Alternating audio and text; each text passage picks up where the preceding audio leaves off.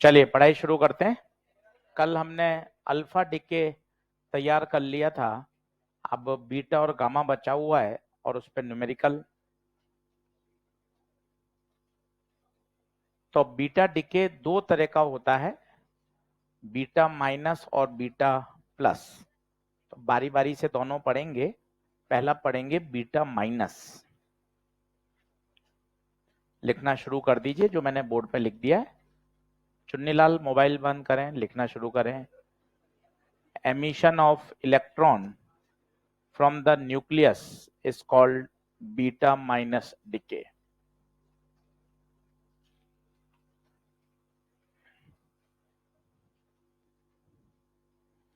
अब पता है क्या, पहली लाइन ही नींद उड़ाने वाली है। कारण ये है, अगर आप ध्यान से देखोगे तो मैंने लिखा है emission of electron, emission of electron from nucleus. ये पहली लाइन नींद उड़ाने वाली है। कारण न्यूक्लियस के अंदर तो प्रोटॉन और न्यूट्रॉन होते हैं। अब लिखा बिल्कुल सही है। तो यही अगले 1 घंटा हमें समझना है कि ऐसा कैसे होता है, क्योंकि वाक्य तो एकदम सही है और थोड़ा सा यूं कॉन्ट्राडिक्ट भी कर रहा है कि गुप्ता सर आपने क्या लिखा है, emission of electron from nucleus. ये थोड़ी बात हिलाने वाली है, क्योंकि न्यूक्लियस के अंदर तो प्रोटॉन और न्यूट्रॉन होते हैं, इलेक्ट्रॉन कहां से है भाई। तो अब ये बात थोड़ी सी सीखने की है और इसी पर आज हमारी क्लास पूरी है। चलिए आगे बढ़ते हैं, अगला पॉइंट लिखते हैं। लिखें, जिस समय बोर्ड पे लिख रहा हूं बीटा माइनस डिके होता है, एट दैट टाइम एक न्यूट्रॉन का डिके होता है, एक न्यूट्रॉन का डिके होता है।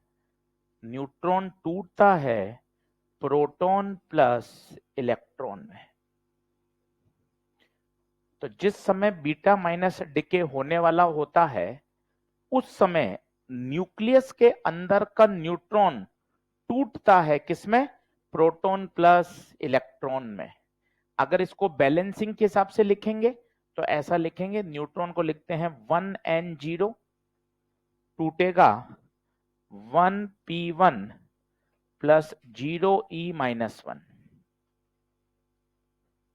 अब इसको बैलेंस करना पहले सीख लें, क्या सही लिखा है क्या, 1 प्लस 0 1, 1 माइनस 1 0, बैलेंसिंग तो हो रही है।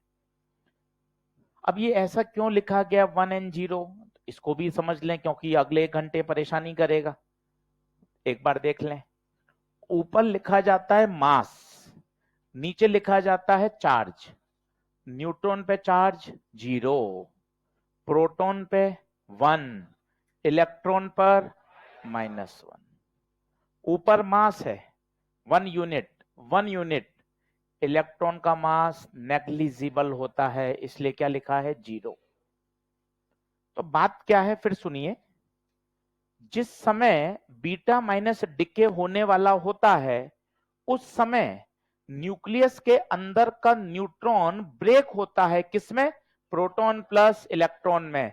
और ये जो इलेक्ट्रॉन है ना, ये न्यूक्लियस से एमिट हो जाता है और इस इलेक्ट्रॉन को ही कहते हैं बीटा माइनस पार्टिकल। फिर मन में प्रश्न आया, सर जब नाम इलेक्ट्रॉन इतना अच्छा है, सब लोग जानते हैं, तो फिर इसको बीटा माइनस क्यों कह दिया। तो उसका भी एक छोटा जवाब सुनिए। इलेक्ट्रॉन नाम आते ही हमारे दिमाग में कक्षा 9वीं से सेट है, इलेक्ट्रॉन तो ऑर्बिट में चक्कर लगाते हैं। ये ऑर्बिट वाला इलेक्ट्रॉन नहीं है, ये तो उस पर्टिकुलर टाइम पर इंस्टेंटेनियस बना है। तो इसका डिस्टिंग्विश करने के लिए इसका नाम क्या लिख दिया, बीटा माइनस।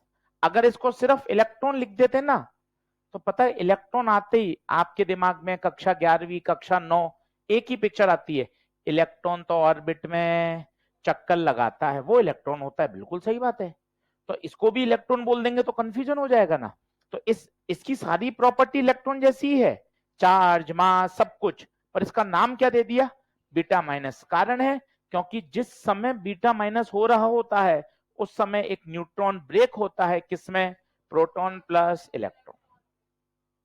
मन में और प्रश्न आ रहे हैं, सर ये नाटकबाजी हो ही क्यों रही है? इसके पीछे एक ही कारण है, अनस्टेबल न्यूक्लियस किसमें बदलना चाहता है, स्टेबल न्यूक्लियस। बहुत सारे बात आ जाती है, पढ़ ही क्यों रहे हैं, वो तो फिर अलग बात है, ये तो भावनात्मक बात हो जाएगी। पढ़ ही क्यों रहे हैं, मुझे तो आर्ट्स लेनी थी, कॉम में माता पिता के दबाव में आके साइंस ले ली, फिर तो बहुत बड़ा सब्जेक्टिव मैटर है, 3-4 घंटे डिस्कशन हो जाएगा इसमें, है ना। मौसी के बच्चे का सिलेक्शन हुआ इसलिए दिला दी, है ना। तो इसमें अपन कभी फ्री होंगे तो बात करेंगे, है ना। क्यों ही पढ़ रहे हैं यार, है ना, खाली हाथ आए हैं खाली हाथ जाएंगे, है ना, फिर क्यों ही पढ़ रहे हैं। तो ये सब, है ना। तो ये तो किसी दिन फ्री होंगे तो 4, और ये कब क्या होगा, जब 7-8 माइनर हो जाएंगे, नंबर नहीं आएंगे, तब इस तरह का डिस्कशन करेंगे तो थोड़ा सा अच्छा लगता है, हाँ यार क्या ही हो रहा है ना। अभी क्यों करें। तो ये कभी फ्री है 7-8 घंटे बैठकर इस तरह की बातें कि यार साइंस क्यों ले ली, होम साइंस लेनी थी गलती से साइंस ले ली, है ना। तो ये सब फिर अलग डिस्कशन है। अभी इस बात पे आ रहे हैं कि बीटा डीके क्यों होता है। तो उत्तर है, अनस्टेबल न्यूक्लियस किसमें बदलना चाहता है, स्टेबल में। इसलिए वो अपने अंदर से पार्टिकल को क्या करता है, एमिट करता है। इलेक्ट्रॉन है नहीं तो इलेक्ट्रॉन फिर एमिट कैसे हुआ। आप अच्छा वाक्य बोलिए, जिस समय बीटा माइनस डिके होने वाला होता है उस समय एक न्यूट्रॉन टूटता है प्रोटॉन प्लस इलेक्ट्रॉन में, इलेक्ट्रॉन तो क्या कर जाता है, इजेक्ट। क्या बात सही है। चलिए अब इसकी रिएक्शन देखना, मजा आ जाएगा। ए एक्स जेड, ए Y Z plus 1, 0 E minus 1 plus energy release. बहुत सारी बातें सुनने की हैं, एक बार समझ में आ जाएंगी फिर बहुत आसान लगेगा। सबसे पहला तो बैलेंस करना सीखो। यहां कौन है, जेड, यहां जोड़ो, जेड प्लस 1 माइनस 1, ए प्लस 0 ए। ये एक नई डिजाइन आई, इस डिजाइन को बोलते हैं एंटी न्यूट्रिनो। मन में प्रश्नों की एकदम से लाइन लग चुकी है, ये क्यों आ रहा है, ये जेड प्लस 1 क्यों हो गया, ए क्यों हो रहा, सबके उत्तर दे दूंगा मैं आपको, आप बिल्कुल चिंता मत करना। ये रिएक्शन याद होनी चाहिए, ये रिएक्शन है बीटा माइनस डिके। अब मैं एक एक प्रश्न को धीरे धीरे खोलता हूं जिससे आपको समझ में आने लग जाएगा।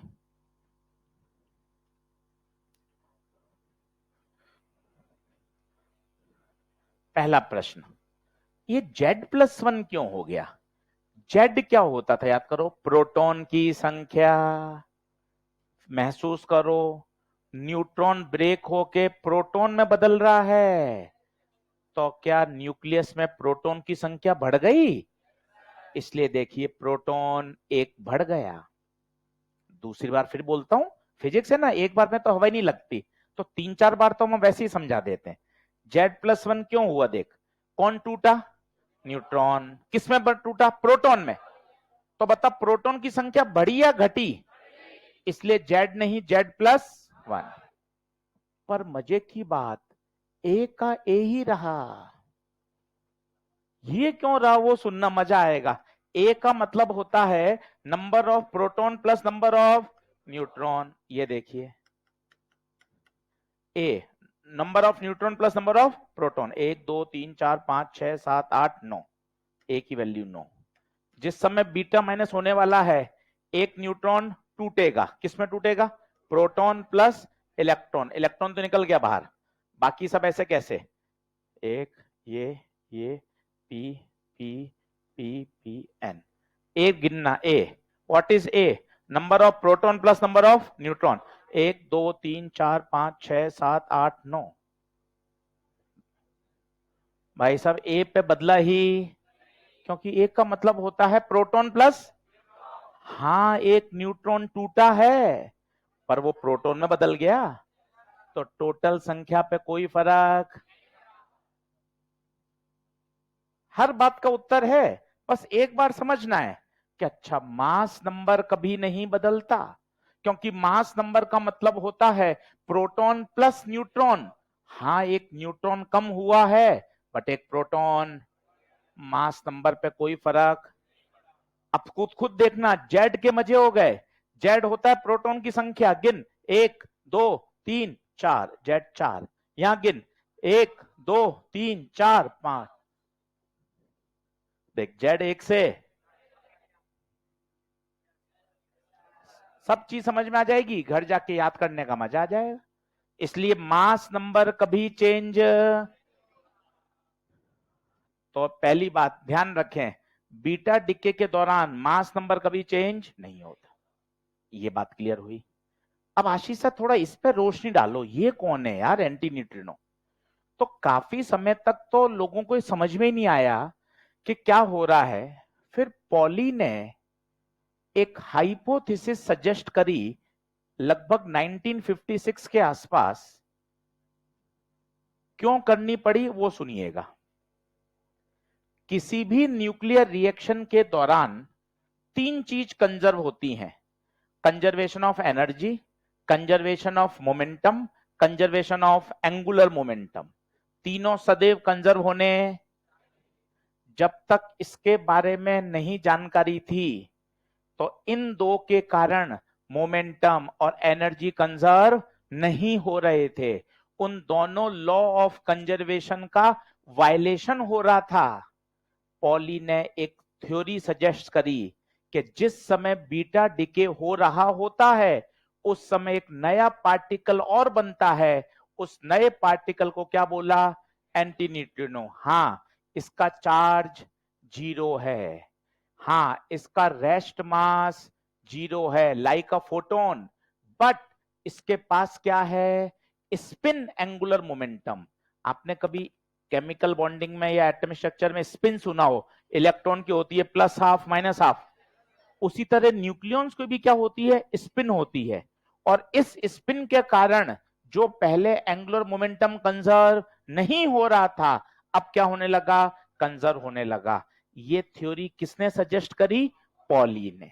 हमारे सिलेबस में नहीं है, आउट ऑफ द बॉक्स जाके मैंने आपको बता दिया है ताकि आपको ध्यान रहे कि एंटी न्यूट्रिनो के लिए क्यों सोचना पड़ा।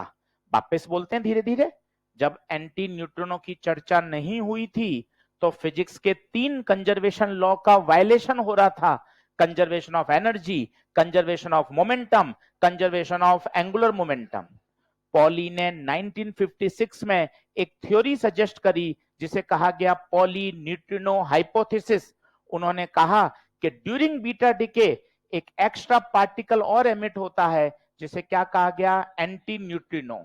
अब एंटी न्यूट्रिनो की जब चर्चा कर ली गई, अब conservation of momentum, conservation of energy, conservation of angular momentum सब बढ़िया प्रूफ हो गए।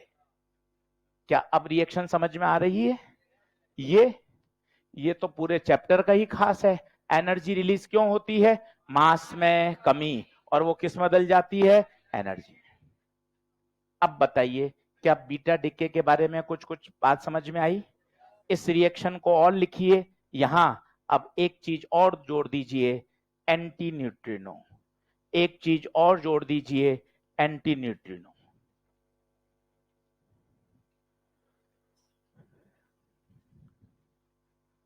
एक मिनट का ब्रेक लेता हूं, सारी बातों को वापस से धीरे धीरे दिमाग में आपको सेट करता हूं ताकि आपको चीज समझ में आए।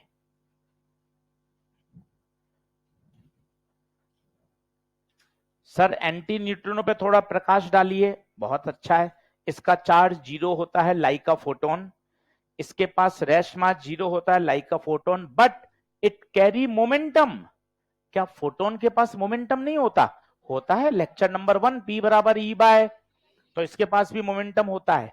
तो सोचो जब ये नहीं था तो मोमेंटम कंजर्वेशन नहीं हो रहा था, और जैसे इसको सजेस्ट किया गया मोमेंटम कंजर्वेशन भी वैलिड हो गया, कंजर्वेशन ऑफ एनर्जी भी वैलिडेट हो गई। क्या बात क्लियर है। थोड़ा और शब्दों में लिखते हैं, बीटा डिके में कभी भी मास नंबर चेंज नहीं होता।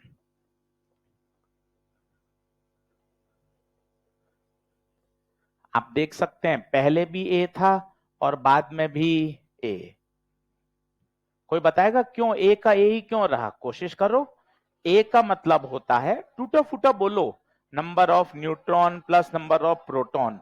हाँ न्यूट्रॉन टूटा पर वो प्रोटॉन में बदल गया ना, तो कुल संख्या तो कांस्टेंट रही। लिख के रख दिया, 2025 तक हमारे साथ रहेगा। बीटा माइनस डिके में कभी भी मास नंबर चेंज नहीं होता। अब अगला पॉइंट याद करने का जुगाड़, अगर बीटा माइनस है तो ध्यान रखो जेड +1 हो जाएगा। उल्टा, बीटा माइनस है तो +1 कर दो, और बगैर पढ़े बताओ बीटा प्लस होगा तो माइनस। ये याद रखने का जुगाड़ है। क्यों मैंने आपको समझा दिया? क्योंकि जेड बताता है प्रोटॉन की संख्या, प्रोटॉन की संख्या तो बढ़ गई इसलिए जेड +1 हो गया। ये परीक्षा में याद रखने का जुगाड़। बीटा माइनस है तो उल्टा चलो, जेड क्या कर दो? +1। बीटा प्लस है तो जेड -1।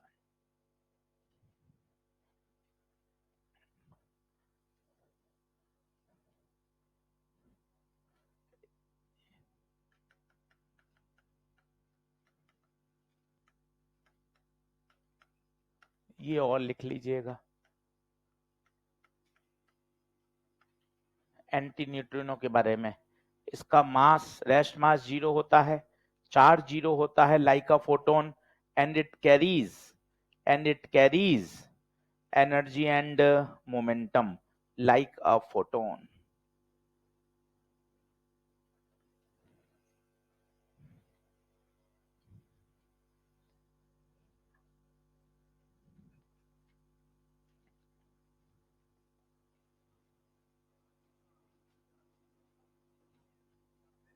बहुत बहुत बढ़िया, आप भी मेरे बच्चे हो।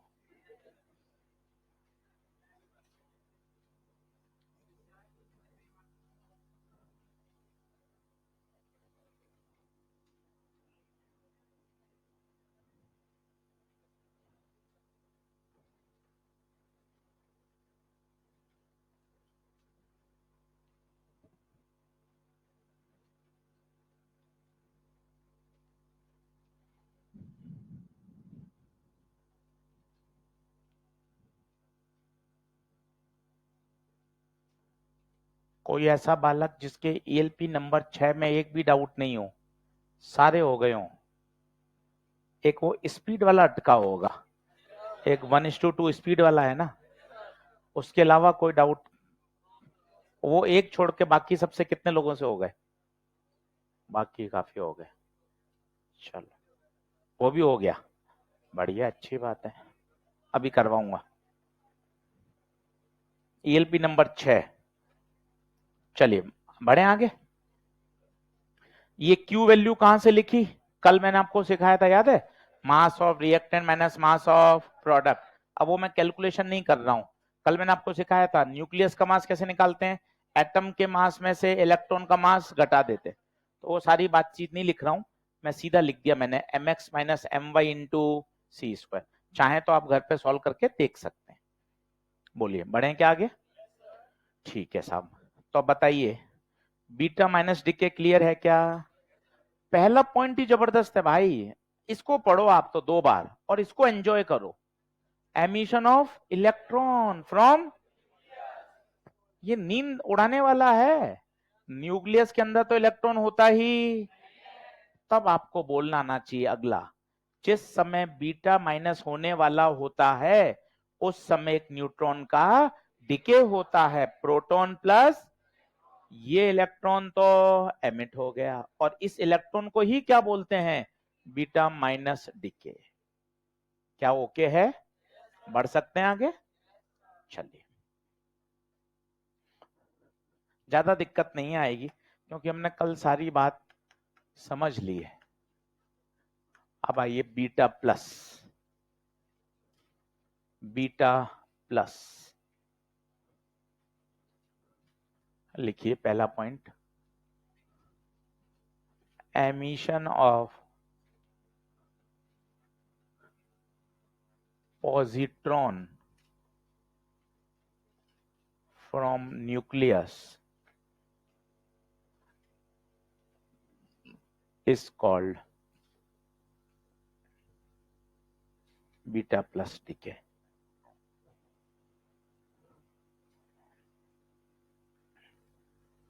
अब तुम खुद दिमाग पे थोड़ा जोर डालो, मैं तो बता ही दूंगा सारा, है ना, थोड़ा सा दिमाग को थोड़ा सा जोर डालो।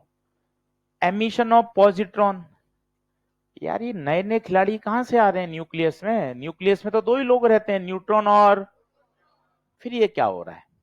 फिर पिछले आधे घंटे का पढ़ा हुआ सोचा, हाँ यार कुछ होता होगा। फिर क्या सोचा, यार न्यूट्रॉन तो टूट चुका, तो अब कौन टूटेगा? प्रोटॉन। ये कहलाता है बच्चों कॉमन सेंस। आइए मैं फिर बताता हूं। न्यूक्लियस में दो ही लोग हैं, न्यूट्रॉन और प्रोटॉन। दिमाग ने क्या सोचा, यार गुप्ता सर ने न्यूट्रॉन का तो तोड़ना पढ़ा दिया, अब बचा कौन? प्रोटॉन। मतलब पक्का पक्का इसमें कौन टूटेगा? प्रोटॉन। ये सोचना कहलाता है कॉमन सेंस। इसमें विज्ञान नहीं लगाई, क्या लगाया गया है? Common sense. क्या आप मेरी बात समझ पा रहे हैं? क्योंकि न्यूट्रॉन तो ब्रेक हो चुका, अब किसकी बारी? प्रोटॉन की। बिल्कुल सही है। फिर दूसरी बात, आशीष सर ये पॉजिट्रॉन कौन होता है? तो पॉजिट्रॉन की जानकारी इकट्ठी करते हैं कोने में। Positron is the anti particle of electron. Positron is the anti-particle of electron. Positron का मास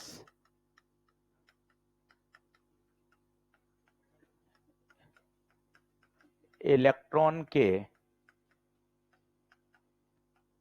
बराबर ही होता है, बट पॉजिट्रॉन पर चार्ज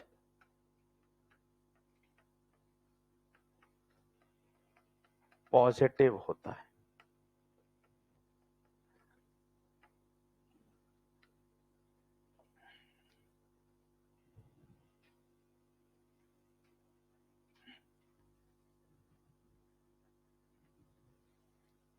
अब आप कहोगे यार पॉजिट्रॉन पे चार्ज पॉजिटिव होता है, फिर तो प्रोटॉन हो गया ना। प्रोटॉन का तो मास अलग होता है ना भाई। तो पॉजिट्रॉन का मास इलेक्ट्रॉन के बराबर ही होता है, बट इलेक्ट्रॉन पे चार्ज नेगेटिव होता है और पॉजिट्रॉन पे चार्ज पॉजिटिव, इसलिए it is called anti particle of electron. ठीक है, ये कोने में जानकारी इकट्ठी कर ली। अब खुद तुक्का मारो, उस समय कौन टूटा था? न्यूट्रॉन। अब कौन टूटेगा? प्रोटॉन।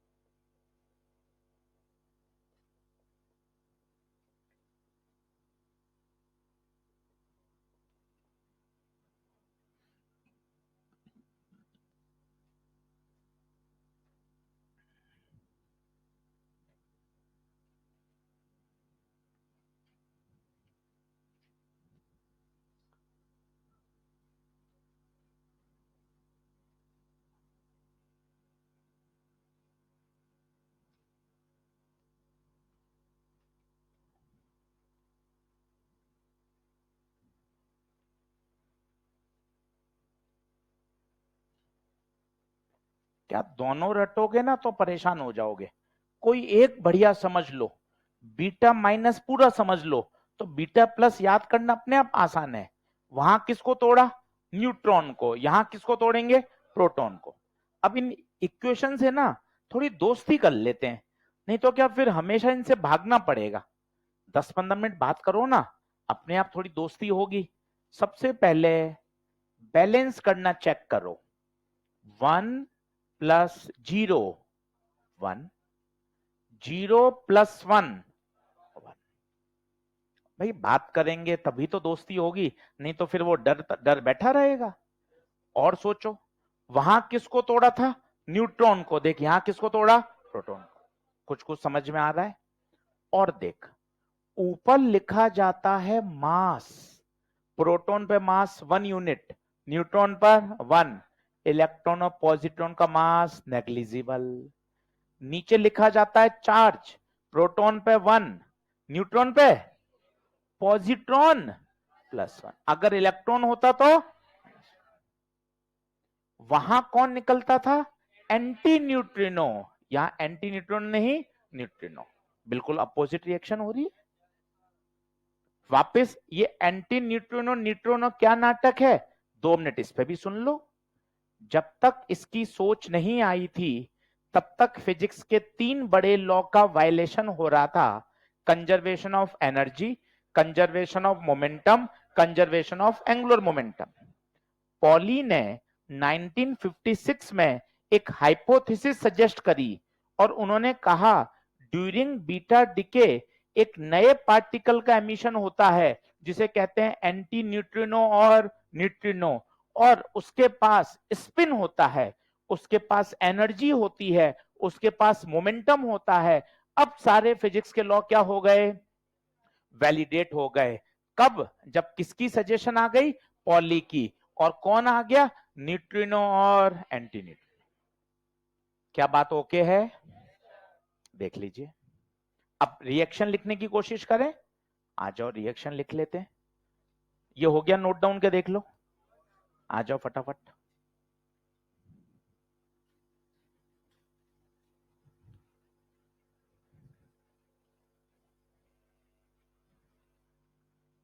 इलेक्ट्रॉन के पास तो होता ही है, न्यूट्रिनो के पास नहीं होता, नहीं होता, दोनों दोनों के पास नहीं होता। क्या आगे बढ़े, अब रिएक्शन देखना।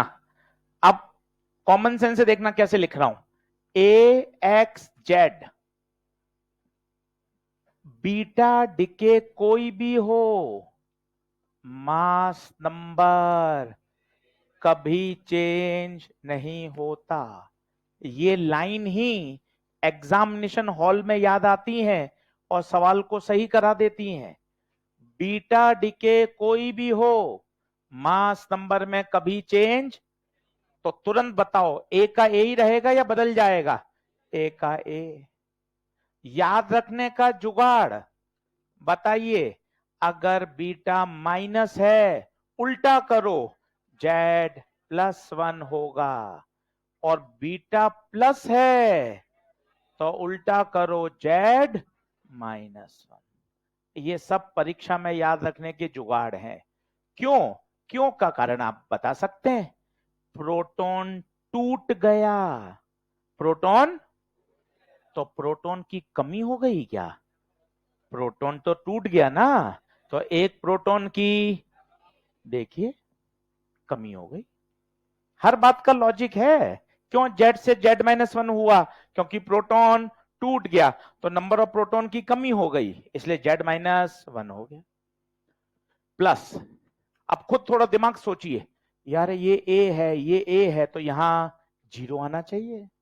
थोड़ा कॉमन सेंस लगाइए और बताइए, यहां Z-1 है, यहां Z चाहिए, +1 आएगा। और यही कौन है, पॉजिट्रॉन। कोशिश करो, यही कौन है, पॉजिट्रॉन, और इसे ही क्या बोलते हैं, बीटा प्लस। बात करोगे, थोड़ा सा उसको समझोगे ना, तो घर जाके बढ़िया पढ़ा जा सकता है। नहीं तो फिर क्या ऐसा लगता है यार पूरा ही रट रट रट रट रहे हैं, और थोड़ा समझ लेते हैं तो चीजें आसान हो जाती हैं, स्कोर करने लग जाते हैं बच्चे। तो 2 सेंटेंस कितने अच्छे हैं, बीटा डिके कोई भी हो, मास नंबर कभी चेंज नहीं होता, और याद रखने का जुगाड़, बीटा माइनस है तो Z +1, बीटा प्लस है तो Z -1।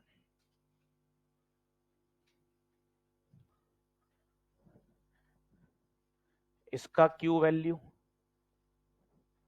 कैसे निकालते हैं? कल मैंने आपको बताया था, mass of reactant mass of product. कल मैंने पूरा अल्फा का आपको निकाल के सिखाया था और आपको कहा था इसको रटना नहीं होता, सिर्फ क्या याद रखना होता है? आंसर।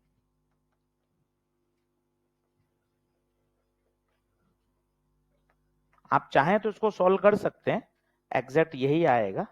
टेलीग्राम पर मैंने इसको पोस्ट भी कर रखा है काफी समय पहले, उसको मैं वापस टैग भी कर दूंगा। सॉल्व करके यही आता है, पर उस मैथ्स की कोई आवश्यकता नहीं होती, इसलिए हम बार बार नहीं सिखाते। कल मैंने आपको याद हो तो अल्फा की सिखाई थी पूरी, और कोने में लिखा भी था, ना तो इसे पढ़ना है ना इसको वापस याद करना है, सीधा आंसर याद होना चाहिए।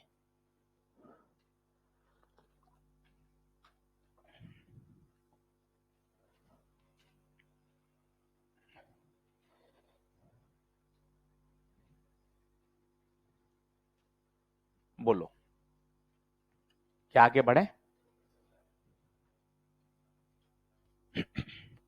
आज चेक करना अपनी अंडरस्टैंडिंग।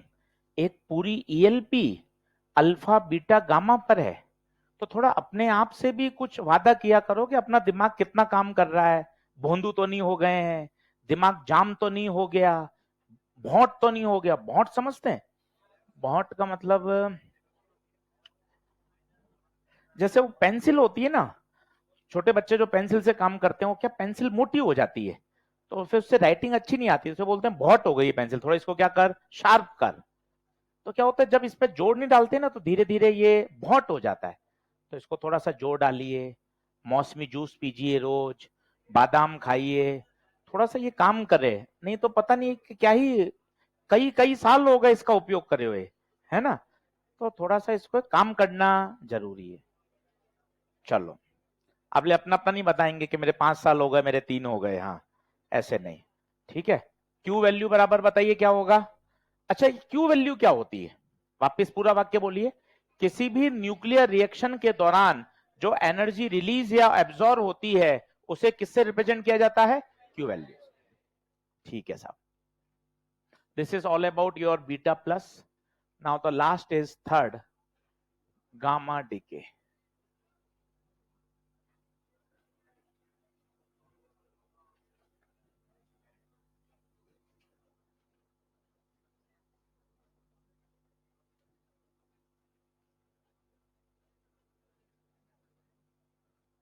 गामा डीके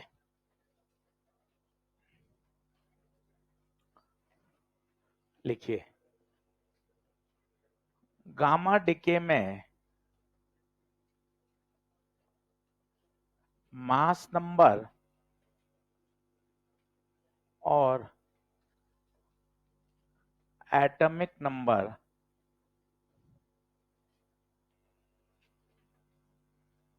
दोनों ही सेम रहते हैं, कुछ भी चेंज नहीं होता।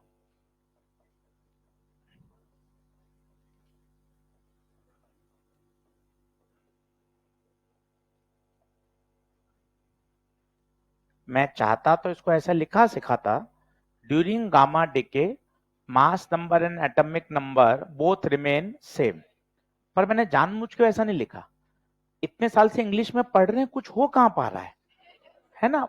माता पिता कब से नर्सरी से फीस जमा करा रहे हैं, वो इंग्लिश मीडियम का ठप्पा ही लग रहा है ना? इसलिए इसको ऐसे चेंज किया गया है ताकि जल्द, क्योंकि हमारे बात तो वही होता है ना, पढ़ते भले इंग्लिश में है, पहले तो इंग्लिश वाले को हिंदी में ट्रांसलेट करते हैं मनी मन, फिर उसको दिमाग समझता है।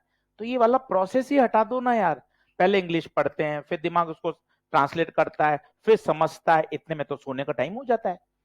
तो भाई वो बीच वाला समय ही हटा दिया ना भाई, सीधा याद करो कि गामा डीके में मास नंबर और एटॉमिक नंबर चेंज नहीं होता है। कितना आसान है, तुरंत रिवाइज होता है। The question arises, Gupta sir, जब कुछ बदलता ही नहीं है तो फिर डिके होता क्यों है? दिमाग है, बहुत बातें सोचता है।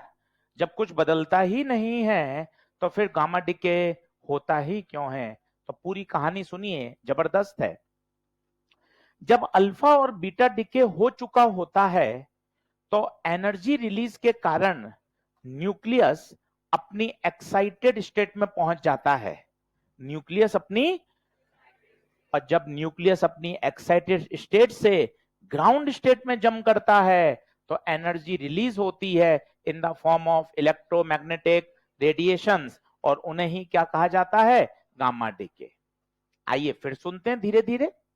जिस प्रकार इलेक्ट्रॉन एक्साइट होता था और इलेक्ट्रॉन ऊपर से नीचे कूदता था, एनर्जी रिलीज होती थी, in the same way alpha और बीटा डिके होने के बाद न्यूक्लियस अपनी कहां पहुंच जाता है? एक्साइटेड स्टेट में। और जब न्यूक्लियस अपने एक्साइटेड स्टेट से ग्राउंड स्टेट में कूदता है तो एनर्जी को क्या करता है? Release in the form of electromagnetic, और उन्हीं रेडिएशंस को क्या कहा जाता है? Gamma decay. तो गामा डिके में ना तो मास नंबर बदलता है ना एटॉमिक नंबर, केवल न्यूक्लियस का ट्रांजिशन होता है। कहां से कहां? From higher excited state to, और जब भी वो जम करता है तो एनर्जी को क्या करता है? रिलीज। मजे की बात है, कभी भी गामा डिके स्टार्ट नहीं होता, उससे पहले अल्फा और बीटा डिके का होना जरूरी है। पूछो क्यों? जब अल्फा और बीटा डिके होंगे तभी तो एनर्जी आएगी, और उस एनर्जी को पाकर वो कहां चला जाएगा? एक्साइटेड। तो कभी भी गामा डिके अपने आप नहीं हो सकता, उससे पहले अल्फा या बीटा का होना जरूरी है। क्या बात समझ में आ रही है? रिएक्शन आप देखोगे तो मजा आ जाएगा। आप कहोगे मेरे तो सिलेबस में केवल गामा डिके ही होना चाहिए। देखो, ये देखो, ना ए बदला ना जेड बदला। भाई प्रार्थना करने में क्या दिक्कत है? पूरी हो ना हो अलग बात है, कि यार पूरे सिलेबस में केवल गामा डिके ही होना, ना मास नंबर बदल रहा है ना एटॉमिक नंबर बदल रहा है। हाँ, किताब वाले यहां पर एक स्टार लगा देते हैं। स्टार लगाने का मतलब है ये अपनी कौन सी स्टेट में है? एक्साइटेड स्टेट में। और ये कहां आ गया? Ground state. और क्या रिलीज हुई? एनर्जी। ये एनर्जी रिलीज किस रूप में होती है? इन the form of electromagnetic radiations. और इन इलेक्ट्रोमैग्नेटिक रेडिएशंस को ही क्या कहा जाता है? Gamma decay. तो भैया गामा डिके तो बहुत आसान है कि गामा डिके में कुछ भी नहीं बदलता, ना मास नंबर ना एटॉमिक नंबर।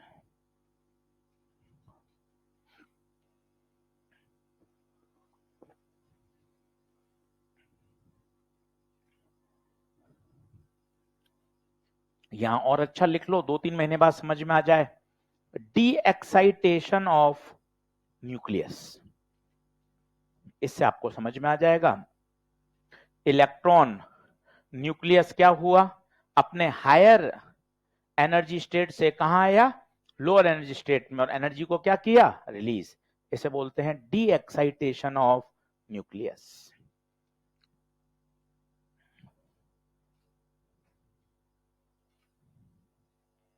बोलिए, क्लियर है क्या? अब पन्ने पलटें, 2 मिनट का ब्रेक लें। तीनों मैंने पढ़ा दिया आपको, अल्फा, बीटा और गामा। यहां से एक सवाल आना ही आना है, तीनों आपको शानदार याद होने चाहिए। अब मैं तीनों का रिवीजन करवाता हूं और फिर इस पे 5 क्वेश्चन कराऊंगा, और उन 5 क्वेश्चन को करने से आपके मॉड्यूल के ईएलपी के सारे क्वेश्चन सॉल्व हो जाएंगे। 5 कराऊंगा आपको। आप देख लें, अल्फा, बीटा और गामा। मोस्ट इंपॉर्टेंट लगा लीजिए, मान के चलिए 2025 में यहां से सवाल आएगा ही आएगा।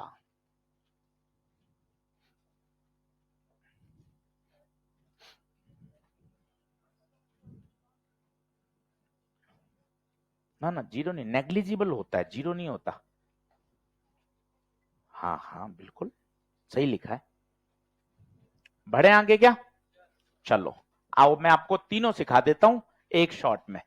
रेडियो एक्टिव डीके,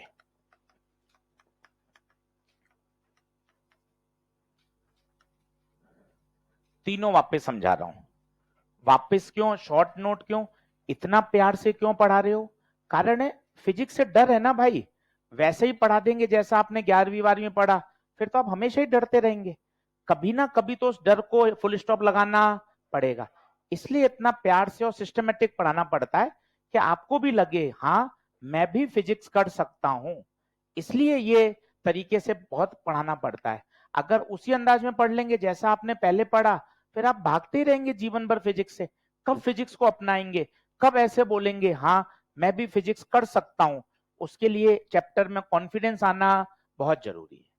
तो लिखिएगा रेडियो एक्टिव डीके, तीनों एक ही स्लाइड पे लिखवा रहा हूं, एक एक देखते जाना और याद करते जाना।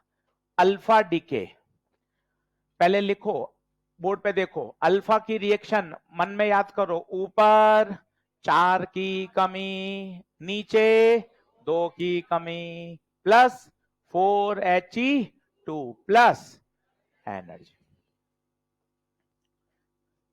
हिंदी में याद रखो, अल्फा डिके में ऊपर 4 की कमी, नीचे 2 की कमी। लिखते चलो। ये आपको अल्फा की रिएक्शन मस्त याद हो गई। ये अल्फा हो गया। 4-5 बार लिख लोगे, ऐसा लगने लग जाएगा कि बढ़िया काम हो गया। सारे सवाल बनने लग जाएंगे, नाचने लग जाओगे, यार एक भी सवाल नहीं अटक रहा, सब बन जाएंगे, हर तरह का सवाल बन जाएगा। ये अल्फा डीके हो गया। बीटा डीके कितने तरह का? 2, एक बीटा माइनस और एक बीटा प्लस। चलो अब समझदारी से बताना, चाहे कोई भी बीटा हो, मास नंबर कभी नहीं बदलता। तो ए का ए। याद रखने का जुगाड़, बीटा माइनस है तो Z+1। अब Z+1 हो गया तो बताओ क्या आएगा? -1, तभी तो Z होगा। थोड़ा सोच समझ के लिखोगे तो हो जाएगा। कोई भी बीटा डिके हो, मास नंबर कभी नहीं बदलता।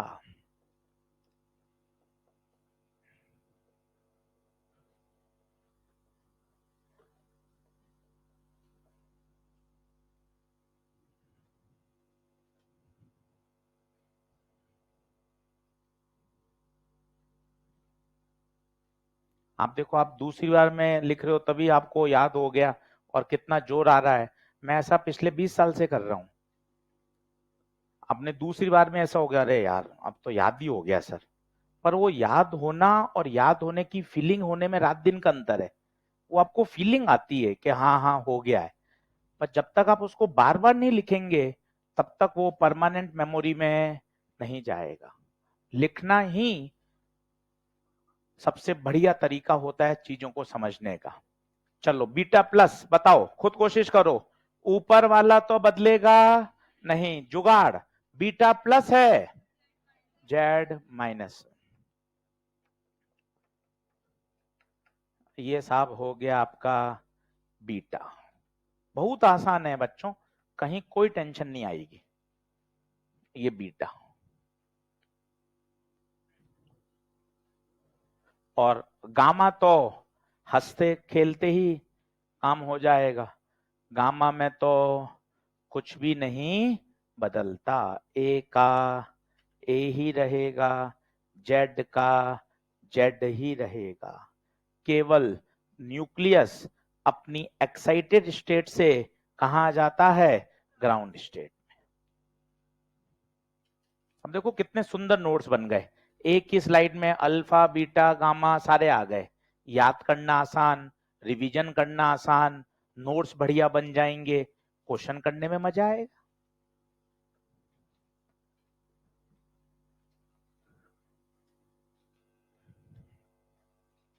बढ़ू आगे।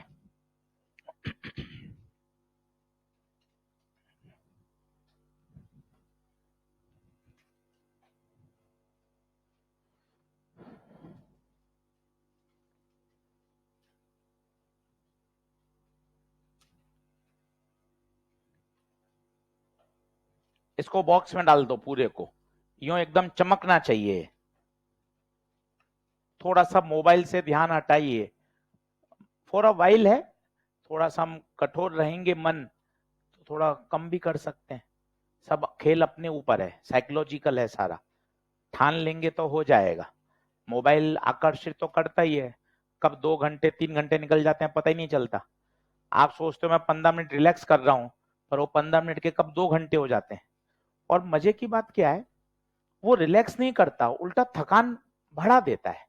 आप 3 घंटे मोबाइल देख लो, उसके बाद सोचो मैं पढ़ने बैठ जाऊं, आप नहीं पढ़ सकते, है ना। और सर देखना चाहिए या नहीं देखना चाहिए, इसका रीजन सिर्फ एक ही है, आप खुद डिसाइड करें। एक दिन 5 घंटे लगातार मोबाइल देखें, बढ़िया। 5 घंटे के बाद मोबाइल को बंद करें, आंखें बंद करें और सोचें कि पिछले 5 घंटे में जो देखा क्या वो नीट के लिए फायदेमंद है। अगर उत्तर यस हो तो चार्जर मैं लेके आऊंगा, रिचार्ज मैं कराऊंगा। खुद पूछिए, मेरे से, मम्मी पापा से, दोस्त से कुछ नहीं, जी भर के 5 घंटे देख लीजिए, ठीक है, सोशल मीडिया कुछ भी, ठीक है। फिर आप अपने आप से पूछो, आप सबसे हम सच्चे तो खुद के लिए तो हैं, दुनिया के लिए नहीं हो तो ईमानदार खुद के लिए तो बनो। केवल एक प्रश्न अपने आप से पूछ लो कि यार पिछले 5 से 6 घंटे में जो हम देख रहे हैं, क्या उसका नीट से मेरे कोई 15 नंबर 5 नंबर भी बढ़ा पा रहा है। अगर यस है तो मुझे मैसेज करिए, मैं रिचार्ज करवाऊंगा, चार्जर भी दूंगा, कंटिन्यू करिए। और अगर आंसर नो है तो फिर छोड़िए, ये तो अपनी सीधी सीधी बात है। तो इसका डिसीजन खुद लें, तभी मजा है। चलिए, अल्फा बीटा और गामा बढ़े क्या आगे, चलो। हाँ हाँ सुन लिया मैंने, सुन लिया। चलो, बहुत बढ़िया। हाँ हाँ, देखो चार्ज करने का मेरे कोई दिक्कत नहीं है, करेंगे क्या इतने पैसे का, है ना। तो हाँ, है ना। तो रिचार्ज का अपने बच्चे हो, बिल्कुल सबको सही है, पर रिचार्ज करने से पहले पिछले 15 दिन की आपकी हिस्ट्री देखी जाएगी इंटरनेट की, है ना। और अगर हिस्ट्री आपकी बिल्कुल सही पाई गई इंटरनेट की, तभी रिचार्ज करो। मना किसी को नहीं है, अपना मोबाइल लेके आए, 15 दिन की हिस्ट्री दिखाएं, और अगर बिल्कुल वो ऑथेंटिक है तब रिचार्ज करा जाएगा। चलो, अब सब शांत हो गए, नहीं ठीक है सर मैं चला लूंगा काम। लिखें, प्रश्न लिखें, हेडिंग 5 क्वेश्चन करते हैं। चलो चलो, ले चलो, भावनात्मक नहीं हो, डिलीट नहीं करें। हाँ,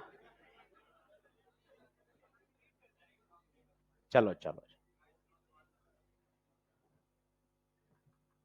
तुम सब बहुत अच्छे हो।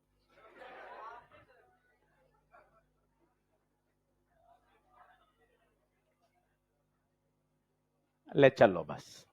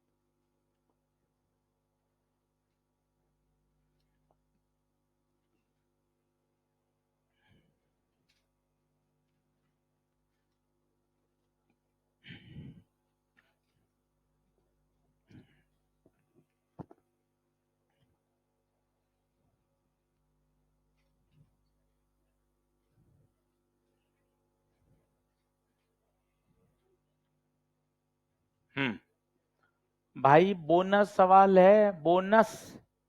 एक सवाल ऐसे ही हल हो जाएगा, बोर्ड पे देखो। मुद्दा 4 नंबर का है, रोटेशनल में 4 नंबर दिलाने में हमें 8 दिन लग जाते हैं। Moment of inertia, torque, angular momentum, उसके बाद भी हमें पता है -1 ही आएगा, है ना। और यहाँ 4 नंबर 2 मिनट में आ सकते हैं, पढ़कर देखो कैसे। सब लोग बोर्ड पे देखो। अल्फा, बोलो ऊपर 4 की कमी, 4 की कमी, नीचे 2 की कमी। बीटा, बीटा कोई भी हो, ऊपर वाला बदलता नहीं है। बीटा माइनस जुगाड़, माइनस है तो प्लस। अल्फा ऊपर 4 की कमी, नीचे 2 की कमी। गुप्ता सर ये कौन है? ये कौन है? ई प्लस, ई प्लस का मतलब बीटा प्लस, ई प्लस का मतलब पॉजिट्रॉन, ई प्लस का मतलब बीटा प्लस। अब बताइए, एक ही बात है, बस एक ही बात है, बीटा डीके के दौरान मास नंबर कभी नहीं बदलता। अरे सुन लो ये बात, दिमाग में बैठा लो, रचा लो। बीटा डिके के दौरान मास नंबर कभी बदलता नहीं है, तो 164 का 164। ई प्लस है, उल्टा -1 67। तो आंसर आ गया 164 67। बताइए क्या ये ओके है क्या?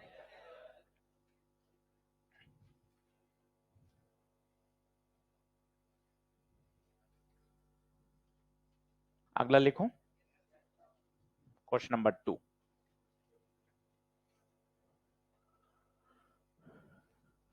क्वेश्चन नंबर 2 लिखें।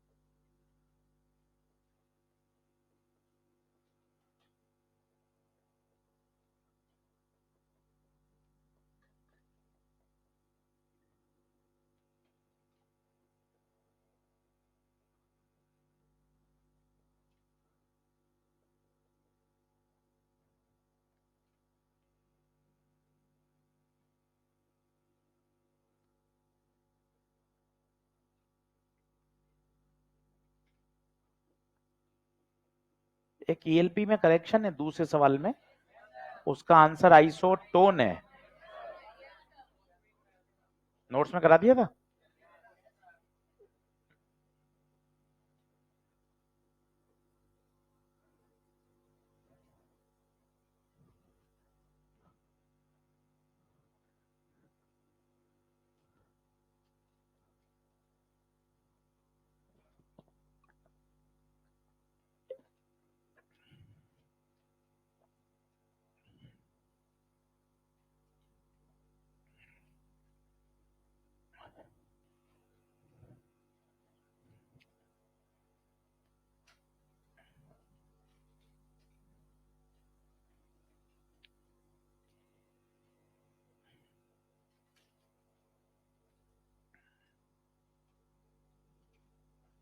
सवाल समझ में आया क्या हुआ? वो पूछ रहा है एक्स और जेड के बारे में कमेंट करिए कि वो आइसोटोप होंगे, आइसोबार होंगे या आइसोटोन होंगे। प्रश्न देने के दो अंदाज हैं, दोनों परीक्षा में आए हुए हैं। कभी कभार तो ऐसा लिखा हुआ आता है, कभी कभार लैंग्वेज में आया, लैंग्वेज बहुत अच्छी है। बीटा पार्टिकल कितने हैं? अल्फा के दुगने। अल्फा कितना है? 1, तो बीटा कितने हो गए? 2। दोनों का एक ही मतलब है बच्चों, दोनों प्रश्न एक ही हैं। वापस या तो इक्वेशन दे देगा या भाषा, लैंग्वेज देखो क्या है, धीरे धीरे बोलो। बीटा पार्टिकल की संख्या अल्फा से दुगनी है। अल्फा 1 तो बीटा कितने? देख लो 2 बीटा है। अब पहला मन में प्रश्न, बहुत सारी बातें आती हैं, सर ये केवल बीटा लिखा है, तो ये बीटा माइनस है या बीटा? तो कोने में नोट लगाओ, जब केवल बीटा डिके लिखा हो, जब केवल बीटा डिके लिखा हो तो उसे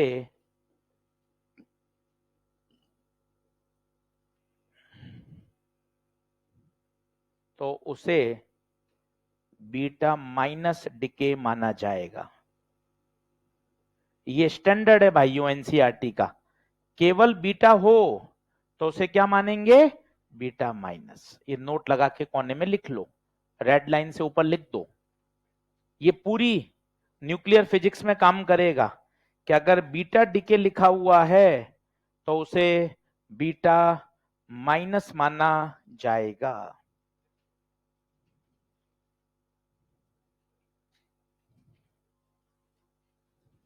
ठीक है, अब सुनना, सवाल इंटरेस्टिंग है, देखना। सब लोग बोर्ड पे देखो। इसका मन से मान लिया ए, इसका मन से मान लिया जेड। बोर्ड पे देखिए प्लीज, सवाल दिमाग वाला है। अल्फा, अल्फा का सेंटेंस याद करें, ऊपर 4 की कमी, नीचे 2 की कमी। ए माइनस 4, जेड माइनस 2। फिर बीटा याद करिए, बीटा कुछ भी हो जाए मास नंबर बदलता, बीटा की औकात नहीं है कि मास नंबर बदल दे, तो ऊपर तो वही रहेगा, ऊपर तो वही रहेगा।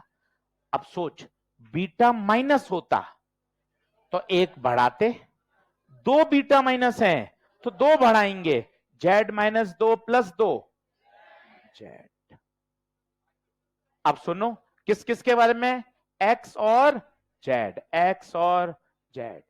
अगर ऊपर वाला सेम होता आइसोबार, नीचे वाला सेम है आइसोटोप। बहुत ही प्यारा सवाल और बढ़िया सवाल, 2 बार एआईपीएमटी में पूछा गया।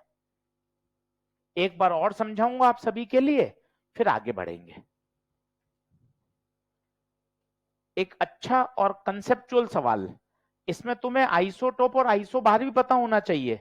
अगर ऊपर वाला सेम होता है तो उसे आइसो बार कहते हैं, और नीचे वाला सेम होता है तो आइसोटोप कहते हैं। उत्तर बताइए क्या होगा? आइसोटोप।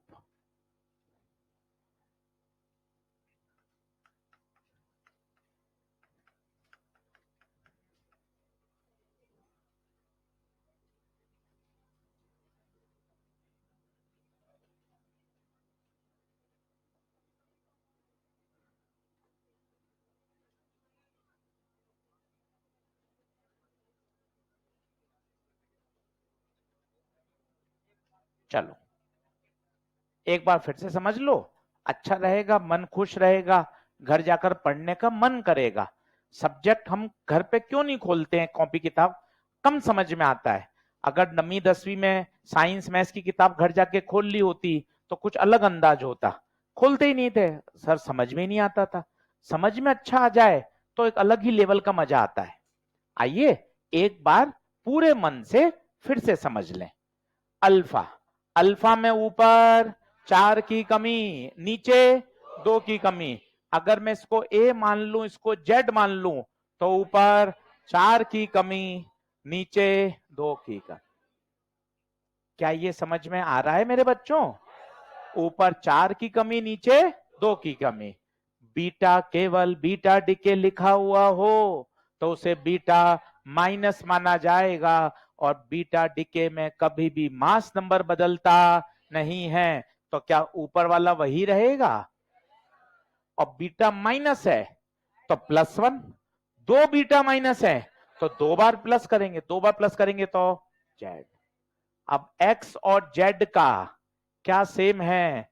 एटॉमिक नंबर सेम है, और अगर एटॉमिक नंबर सेम होता है तो वो क्या कहलाते हैं? आइसोटोप। तो X and Z are isotope. क्या बात सही है? स्टार लगा के रखिए, 2 बार एआईपीएमटी में पूछा जा चुका है। चलो आगे बढ़ते। सर कोई लेटेस्ट सवाल करके दिखा दो तो हमारा कॉन्फिडेंस बढ़ जाए। आ जाओ लेटेस्ट कर लो भाई, तभी तो आइडिया लगेगा कि पेपर में कैसे आते हैं। इस साल का कर लो, 2024 का ईएलपी में दे रखा है। सबसे लास्ट ईएलपी खोले, सबसे लास्ट पेज नंबर 19 पर। मैं बोर्ड पे लिख रहा हूं, जो नहीं लाए बोर्ड पे लिख देता हूं। ये अभी का क्वेश्चन है 2024 का। तो क्या उससे आइडिया लगता है, कॉन्फिडेंस आता है कि हाँ यार जब क्वेश्चन बन रहे हैं तो क्यों ना इसको अच्छे से तैयार कर लिया जाए, कॉन्फिडेंस आ जाता है। और खेल कॉन्फिडेंस का ही है।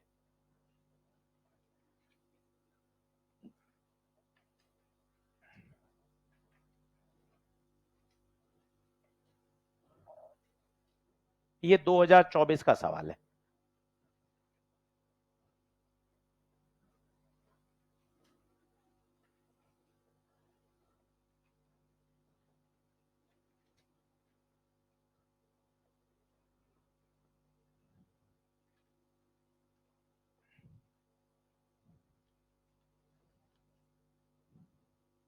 करिएगा।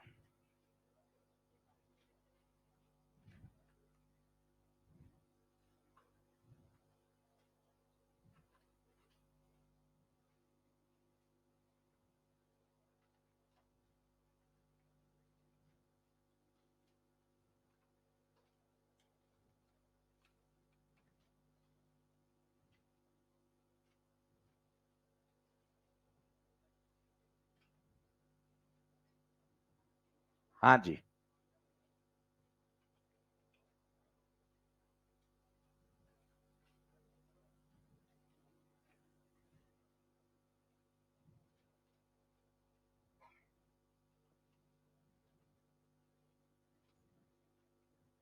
बता सकते हैं आंसर?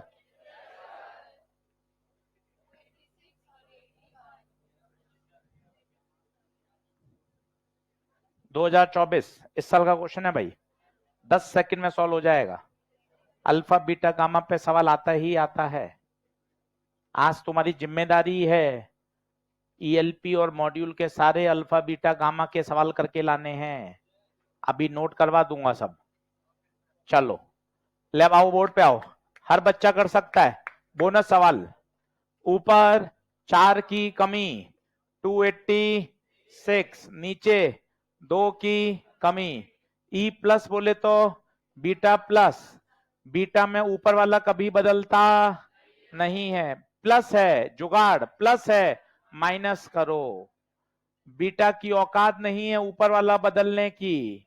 बीटा माइनस है, उल्टा प्लस करो। बीटा की औकात नहीं है बदलने की। 286 बीटा माइनस है, प्लस करो। आंसर बोलो, क्लियर है क्या? आगे बढ़े। कुछ नया सवाल कराता हूं। चौथा सवाल लिखिए। चौथा सवाल लिखिए। ये एक अच्छी प्रोफाइल का सवाल है, इसको भी देखिएगा। आपके पास पहले था 232 थोरियम 90 और बाद में बचा 200 पीबी 82। ये पहले था, वो बाद में बचा। आपसे पूछा गया बताओ number of alpha particle and beta particle emitted. ये एक नई प्रोफाइल का सवाल है, ये समझिएगा, मेहनत करिएगा इसको।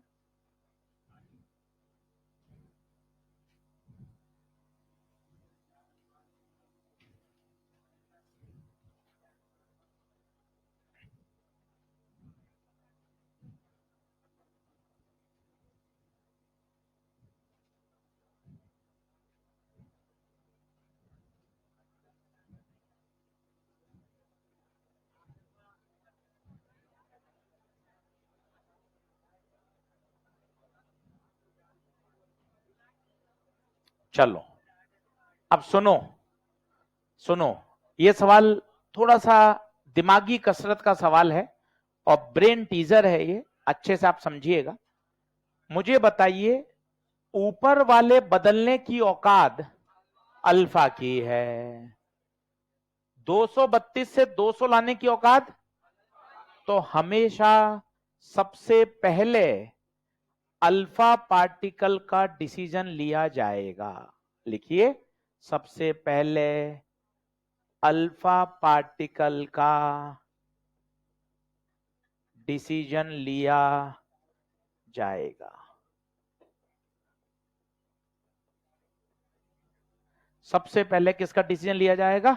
अल्फा पार्टिकल का, हमेशा। और इसके लिए तरीका है, वैसे तो कॉमन सेंस से निकाल सकते हैं। 232 से 200 कितना कम हुआ? 32। एक निकलता तो 4 कम होता, 32 के लिए 8। ये तो कॉमन सेंस है, पर नहीं आ रहा समझ में तो फॉर्मूला भी बता देता हूं। Number of alpha particle is equal to mass number में कमी बटे 4। सबसे पहले अल्फा पार्टिकल का डिसीजन लीजिए। कोई बताएगा 4 से ही क्यों भाग दिया? क्योंकि हर अल्फा पार्टिकल के दौरान 4 की कमी आती है। तो बताइए, मास नंबर में कमी 232 माइनस 200 बटे 4, 32 बटे 4। तो भैया लॉक हो गया 8 अल्फा।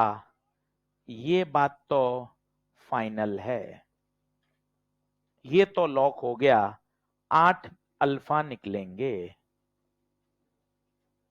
ये बात तो फाइनल है। बताइए, क्या ये ओके है क्या? तो हमेशा सबसे पहले किसका निर्णय लिया जाएगा? अल्फा पार्टिकल का, हमेशा। और अल्फा पार्टिकल का निर्णय क्या होगा? नंबर ऑफ अल्फा पार्टिकल बराबर मास नंबर में कमी बटे 4।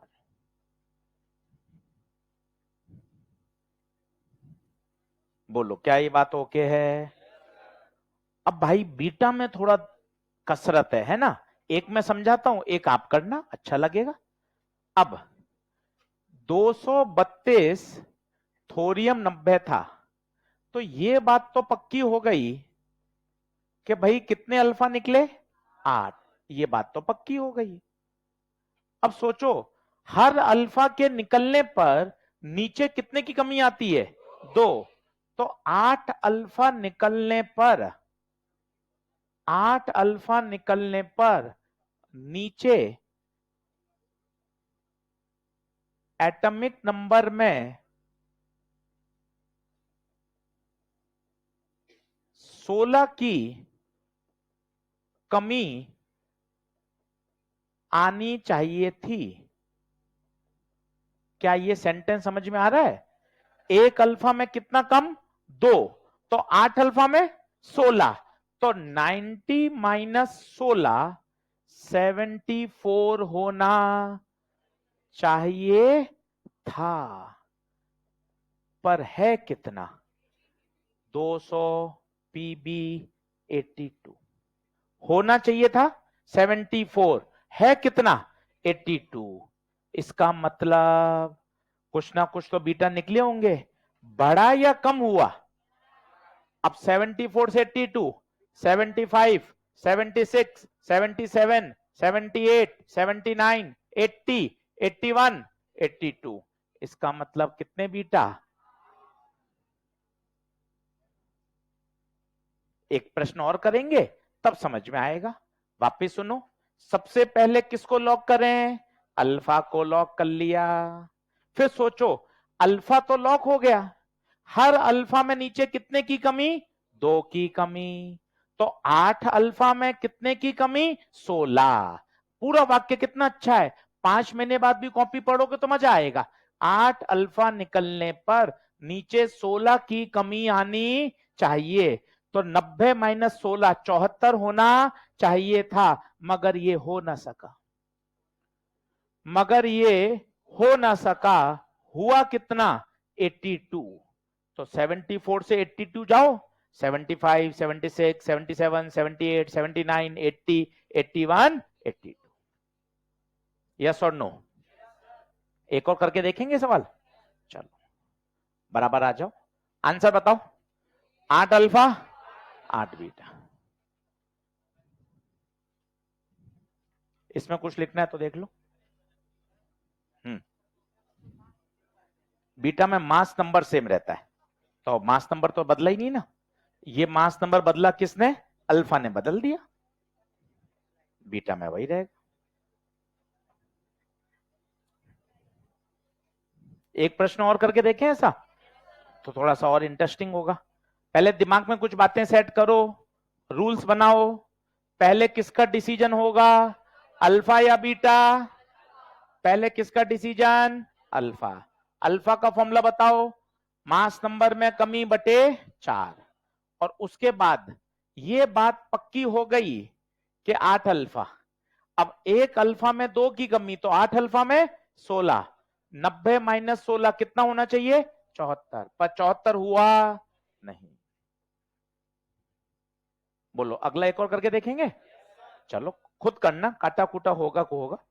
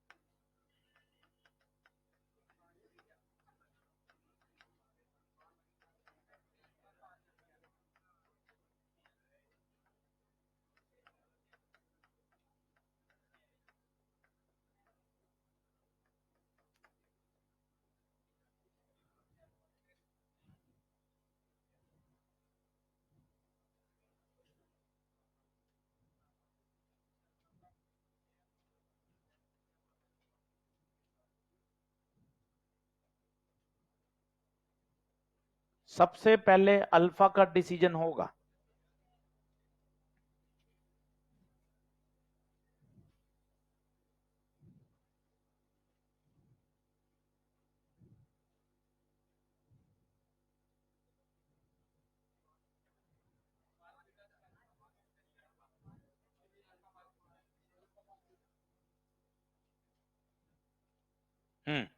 सबसे पहले अल्फा, ये एन अल्फा समझ गए, कितने अल्फा नहीं पता, एन बीटा कितने बीटा नहीं पता, नंबर ऑफ अल्फा, बोलो मास नंबर में कमी बटे 4, मास नंबर में कमी 232 माइनस 208 बटे 4, 24 बटे 4। चल बताओ क्या अल्फा पे लॉक है क्या, सबसे पहले अल्फा का डिसीजन लेवें। अब पूरा वाक्य लिखें ताकि 4 महीने बाद भी समझ में आए, 6 अल्फा निकलेंगे तो नीचे